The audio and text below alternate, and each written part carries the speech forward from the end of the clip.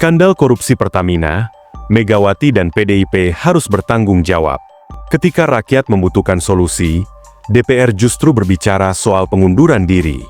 Bahkan, ada wacana pengunduran massal. Maksudnya apa? Apakah mereka ingin membuat drama seperti di serial Korea?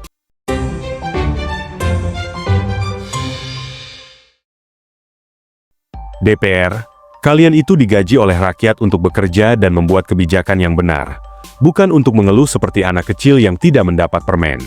PDIP sudah memiliki kekuatan besar di DPR sejak 2008. Namun, apa yang telah mereka lakukan? Sampai saat ini, Undang-Undang Perampasan Aset belum juga disahkan. Korupsi tetap merajalela di mana-mana. Bukannya fokus pada kebijakan pro-rakyat, mereka malah sibuk menciptakan kegaduhan dan drama politik. Rakyat tidak butuh politisi yang hanya bisa berteriak dan mengancam mundur. Yang dibutuhkan adalah undang-undang yang mampu melindungi aset negara dari para pencuri berdasi. Jika benar-benar peduli terhadap rakyat, segera sahkan UU Perampasan Aset. Jangan hanya pencitraan dengan berpura-pura peduli, padahal sebenarnya takut kepentingan oligarki terganggu. Dan satu hal lagi, jangan ajak rakyat untuk mundur. Rakyat tidak akan menyerah, tidak akan mundur. Yang seharusnya mundur adalah kalian yang tidak bisa bekerja. Sekarang, mari kita lihat apakah mereka benar-benar berani membersihkan sistem ini, atau hanya mencari simpati untuk pemilu 2029. Jika DPR tidak bisa bekerja, lebih baik dibubarkan saja. Jangan pernah meremehkan rakyat. Jangan kira mereka tidak mengerti permainan politik ini. Setiap kali ada undang-undang penting yang berpotensi mengancam kepentingan para elit korup, selalu muncul drama, alasan, dan manuver untuk menunda. Lihat saja UU Perampasan Aset. Sejak era SBY, Jokowi, hingga Prabowo, undang-undang ini tak pernah tuntas. Kenapa? Karena terlalu banyak maling di DPR yang takut terseret. Jika benar-benar pro-rakyat, sahkan sekarang, jangan hanya bermain dengan retorika usang. Tapi apa yang terjadi? Ada yang berpura-pura peduli, tetapi di belakang malah berbisnis dengan pengusaha korup. Ada yang lantang bersuara di media, tetapi justru tidur saat rapat. Ada yang mengancam mundur, tetapi tetap menikmati gaji besar dari pajak rakyat. DPR dibayar oleh rakyat, bukan untuk menciptakan drama. Jangan mengajak rakyat mundur. Yang harus mundur adalah kalian yang tidak becus bekerja. Indonesia adalah negara besar. Negeri ini tidak butuh pengecut, tetapi pemimpin dan wakil rakyat yang berani melawan korupsi. Jika DPR terus bertele-tele, tunjukkan nyali kalian dengan membuka data. Ungkap siapa saja yang menghambat UU ini. Jangan hanya berbicara di media. Atau mungkin kalian sendiri takut jika undang-undang ini disahkan. Mari kita bahas perlahan agar semuanya paham. Ini bukan kasus kecil. Ini skandal korupsi raksasa. 68,5 triliun hilang. Bahkan, jika ditotal sejak 2018, kerugiannya bisa mencapai 1.000 triliun. Dari mana angka ini muncul? Mudah saja. Tahun 2023, kerugian negara akibat impor minyak mencapai 193,7 triliun. Itu hanya dalam 1 tahun. Jika ditarik lebih jauh, angkanya bisa tembus ribuan triliun. Kejaksaan Agung sudah mengungkap skemanya. Ini bukan korupsi biasa, tetapi sistematis, melibatkan banyak pihak, dari direksi Pertamina, anak usaha, hingga broker. Modusnya, minyak mentah dalam negeri yang seharusnya digunakan sendiri malah diekspor. Total kerugian mencapai 35 triliun. Selain itu, pembelian minyak melalui broker yang dimanipulasi harganya merugikan negara 14,3 triliun. Impor ilegal BBM menyebabkan APBN tekor hingga 147 triliun. Dana ini habis untuk subsidi dan kompensasi BBM akibat permainan mafia minyak. Yang lebih menyedihkan, minyak oplosan pun turut dimainkan. Bayangkan, Pertamax yang dibeli masyarakat ternyata hasil campuran RON 90 dengan bahan bakar murah. Ini bukan hanya korupsi uang, tetapi pengkhianatan terhadap kepercayaan rakyat. Sekarang, siapa saja yang terseret dalam skandal ini? Ada 9 orang yang sudah ditetapkan sebagai tersangka. Ini baru langkah awal. Dari Direktur Utama Pertamina, Direktur Anak Usaha, hingga komisaris swasta yang bersekongkol dengan pejabat. Tapi siapa yang harus bertanggung jawab? Saat ini, secara hukum memang belum menyeret Megawati atau elit PDIP.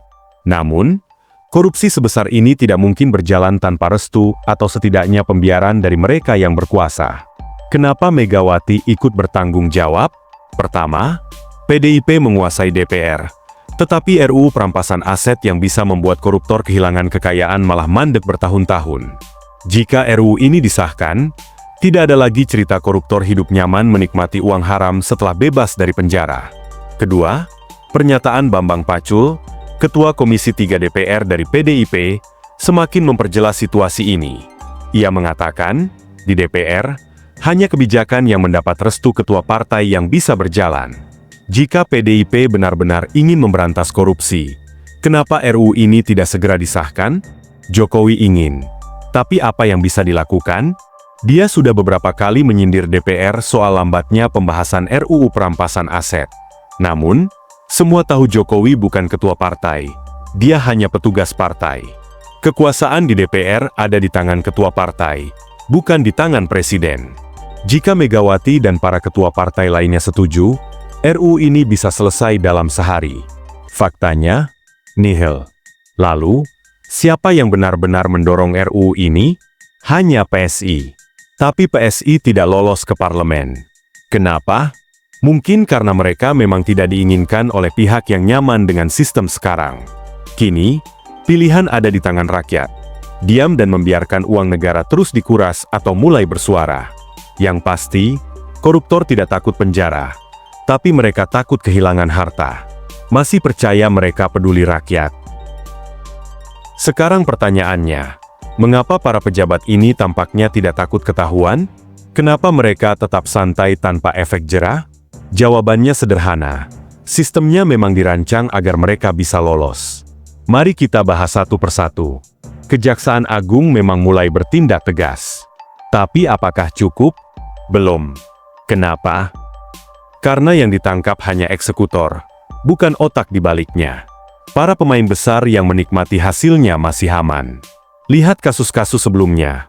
BLBI, para tersangka kini hidup nyaman di luar negeri. Asabri dan Jiwasraya, uang rakyat lenyap, banyak aset sitaan yang hilang nilainya. Kasus pajak 349 triliun. Sampai sekarang masih gelap. Sama seperti kasus Pertamina ini. Ada dalang besar yang seharusnya kena, tapi mereka tetap bebas. Sejak lama, DPR hanya terlihat tegas kalau urusannya menaikkan gaji sendiri. Tapi soal hukum, lemah. RUU perampasan aset adalah solusinya. Jika disahkan, hasil korupsi bisa langsung disita oleh negara. Tak peduli pelakunya sudah bebas atau belum, asetnya tetap bisa dirampas. Masalahnya, siapa yang menghambat? Partai mana yang memilih diam? Siapa yang paling berkuasa di DPR? Siapa yang sejak lama menolak RUU ini? Lihat PSI. Mereka terus mendorong RUU ini, tapi justru diserang habis-habisan. Kenapa? Karena mereka mengganggu permainan elit lama di politik. Jika RUU ini disahkan, koruptor tidak bisa lagi hidup nyaman. Penjara hanya sementara. Tapi jika asetnya dirampas, keluarganya juga akan merasakan akibatnya. Itulah yang mereka takutkan. Tapi sampai sekarang, DPR diam. Kenapa? Karena banyak anggotanya yang kepentingannya akan terganggu. Jangan lupakan bahwa Pertamina adalah BUMN, dan Menteri BUMN adalah Erick Thohir. Namun, Pertamina sudah lama dijadikan sapi perah. Bahkan jauh sebelum Erick menjabat, siapa yang berkuasa saat itu? Di era siapa? Siapa yang mengontrol DPR? Siapa yang menentukan kebijakan BUMN? Jawabannya jelas, PDIP dan Megawati. Megawati mungkin tidak ikut campur langsung. Tapi jangan lupa, di negara ini, partai politiklah yang mengendalikan pemerintahan. Jika ketua partai menginginkannya, besok juga para koruptor bisa diberantas. Namun, kenyataannya tidak ada tindakan konkret. Megawati pernah berkata bahwa dirinya lelah dan bosan membahas korupsi. Seharusnya bukan lelah, tetapi marah. Jika seorang pemimpin sudah merasa lelah, itu tandanya ia telah menyerah. Dan jika pemimpinnya menyerah, maka koruptor bisa terus berpesta pora. Sampai kapan kita akan diam? Kita sudah melihat uang triliunan lenyap akibat korupsi di sektor BBM. BBM kita dioplos. Harganya mahal karena permainan mereka. RUU perampasan aset dibekukan begitu saja. Jika kita tetap diam, mereka akan semakin menjadi-jadi. Mereka berpikir rakyat mudah dibohongi, cepat melupakan. Maka dari itu, kita harus bertindak sekarang. Desak DPR, tekan Megawati. Jangan biarkan mereka bersekongkol lagi. Jika kita tidak bergerak, besok lusa akan ada korupsi baru yang terus berulang. Hingga tanpa sadar, negara ini sudah habis dikuras. Masih percaya mereka benar-benar peduli rakyat? Sekarang kita masuk ke pertanyaan utama. Mengapa Prabowo menjadi harapan di tengah kekacauan ini? Jawabannya sederhana. Dia bukan bagian dari jaringan mafia lama. Perhatikan, Prabowo tidak terlibat dalam skandal besar yang merugikan negara. Dia tidak punya sejarah ikut membagi-bagi APBN seperti politisi lama. Prabowo memiliki rekam jejak bersih di Kementerian Pertahanan. Anggaran ratusan triliun untuk alutsista tidak tersandung kasus korupsi. Inilah yang membuat mereka takut. Selama ini, Presiden Indonesia selalu berasal dari partai lama atau lingkaran oligarki yang sama. Tapi Prabowo berbeda. Prabowo tidak tunduk pada siapapun, tidak bisa ditekan, dan bukan boneka. Itulah mengapa ia selalu diserang. Mulai dari tuduhan pelanggaran HAM yang tak pernah terbukti, hingga fitnah soal kembalinya Orde Baru. Kenapa? Karena mereka takut jika Prabowo yang berkuasa, sistem yang mereka bangun bisa hancur. Selama bertahun-tahun, Indonesia tunduk pada kekuatan asing. Singapura menekan kita melalui ekspor-impor dan investasi. Amerika mengontrol kebijakan ekonomi lewat IMF dan Bank Dunia. Cina masuk melalui utang dan proyek infrastruktur. Namun, sekarang Indonesia mulai melawan. Prabowo memperkuat pertahanan, membeli alutsista canggih, dan menjaga kedaulatan. Ekspor nikel mentah dihentikan, Uni Eropa marah, tapi kita tetap berdiri tegak. Mafia migas mulai ketakutan karena BBM kita mulai dibersihkan. Dulu kita hanya buruh, kini kita mulai menjadi pemain utama. Dan ini baru awal. Jika Prabowo mendapatkan kendali penuh, era keterpurukan akan benar-benar berakhir. Tetapi mereka tidak akan tinggal diam.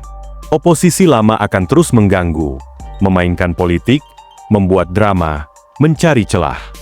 Tugas kita adalah tidak memberi mereka kesempatan. Kembali ke pertanyaan, apa yang bisa kita lakukan? Pertama, jangan lengah. Mereka akan menggunakan segala cara untuk menjatuhkan pemerintahan sekarang. Media akan mereka gunakan untuk menyerang. Isu akan dimainkan untuk memecah belah rakyat. Bahkan mungkin ada gerakan di jalan untuk menciptakan kekacauan. Kedua, desak DPR segera mengesahkan RUU perampasan aset. Jangan biarkan mafia bebas berkeliaran. Ketiga, dukung kebijakan pro-rakyat. Jika BBM lebih murah, mafia minyak diberantas, dan ekonomi semakin kuat, jangan mudah terprovokasi. Mereka ingin rakyat saling ribut agar mereka bisa kembali berkuasa. Jangan beri kesempatan. Kesimpulannya, jangan biarkan Indonesia mundur lagi. Prabowo sudah diberikan mandat. Sekarang giliran kita sebagai rakyat untuk mengawal.